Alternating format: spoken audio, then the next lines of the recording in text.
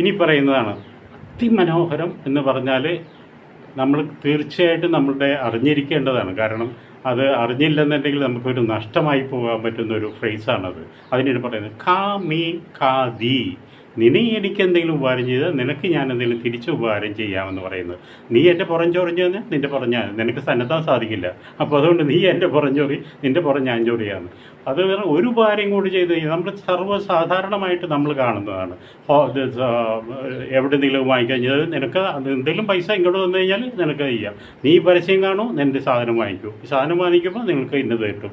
ഇതെന്ന് എല്ലാവരും പറയുന്നത്. പക്ഷേ ദാമ്പത്യ ജീവിതത്തിലും നമ്മുടെ പൊതു ജീവിതത്തിലും നമ്മൾ ഇത് കാമി ഉപേക്ഷിച്ചാൽ രക്ഷപ്പെട്ടു. കാരണം ഖാദി കൊടുക്കുക മാത്രം. നമ്മുടെ ബാബി ചെമ്മന്നൂരൊക്കെ ബോശയൊക്കെ ചെയ്യുന്നതെന്ന് വെച്ചാൽ ഖാദേ മാത്രമാണ്. ഖാദി അങ്ങോട്ടൊന്നും മേടിക്കുന്നില്ല, തിരിച്ചു കൊടുത്തുകൊണ്ടിരിക്കുകയാണ്.